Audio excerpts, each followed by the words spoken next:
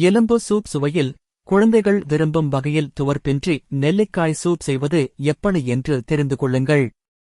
எலும்பு சூப் குழந்தைகள் விரும்பி சாப்பிடுவார்கள். எலும்பு சூப் தேவையான பொருட்கள்: துவரம் பருப்பு 1/4 கப், நெல்லிக்காய் 3, எண்ணெய் 2 ஸ்பூன், சோம்பு 1 ஸ்பூன், சீரகம் 1 ஸ்பூன், மிளகு அரை ஸ்பூன், கிராம்பு 1, பட்டை 1 இன்ச், ஏலக்காய் 1, இஞ்சி 1 இன்ச் பொடியாக நறுக்கியது, பச்சை மிளகாய் 2, பெரிய வெங்காயம் 1 பொடியாக நறுக்கியது, கறிவேப்பிலை 3 கொத்து, மஞ்சள் தூள் 1/4 ஸ்பூன், உப்பு தேவையான அளவு. நெல்லிக்காய் சூப் செய்முறை: முதலில் குக்கரில் பருப்பை வேகவைத்து எடுத்துக்கொள்ள வேண்டும்.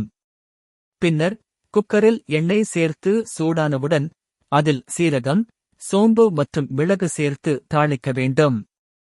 பின்னர் கிராம்பு, பட்டை, ஏலக்காய் சேர்க்க வேண்டும். அடுத்து வெங்காயம், இஞ்சி, பச்சை மிளகாய் சேர்த்து நன்றாக வதக்க வேண்டும்.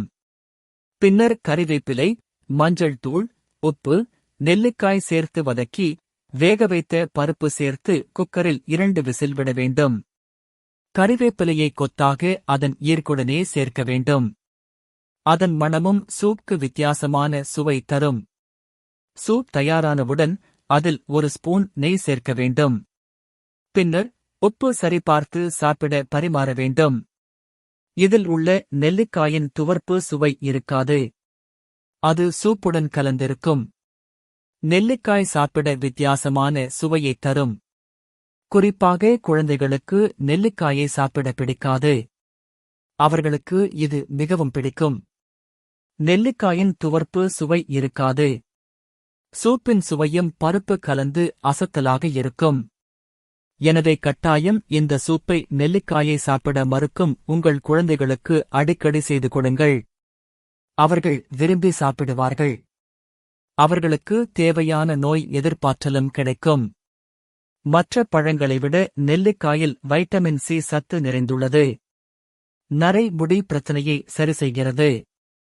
இதை தினமும் எடுத்துக்கொள்வது செரிமான மண்டலத்தில் செயல்பாட்டை அதிகரிக்கவும் உடலில் உள்ள நச்சுக்களை வெளியேற்றவும் உதவுகிறது. உடலின் நோய் எதிர்ப்பை அதிகரிக்கிறது. வாந்தி, பித்த பிரச்சனைகள், வறட்சி, அனீமியா ஆகியவற்றை தடுக்கிறது. இதனுடன் திப்பிலி சேர்த்து சாப்பிடும்போது பசி மற்றும் செரிமானம் அதிகரிக்கிறது. ஆஸ்துமா, இருமல், மூச்சுக்குழாய் வீக்கம் ஆகியவற்றை தடுக்கிறது. நெல்லிக்காயை நேரடியாக சாப்பிடும்போது துவர்ப்பு சுவையாக இருக்கும். அதற்காக அதிலிருந்து பல்வேறு உணவுகளும் செய்யப்படுகின்றன. அல்சரை குணப்படுத்துகிறது. இத்தனை நன்மைகள் நிறைந்த இந்த நெல்லிக்காயில் மேலும் பல ரெசிபிகளும் செய்யலாம். இந்த பதிவு உங்களுக்கு பிடித்திருந்தால் லைக் மற்றும் சப்ஸ்கிரைப் செய்து பகிருங்கள். மேலும் இதுபோன்ற தகவல்களுக்கு தொடர்ந்து இணைந்திருங்கள்.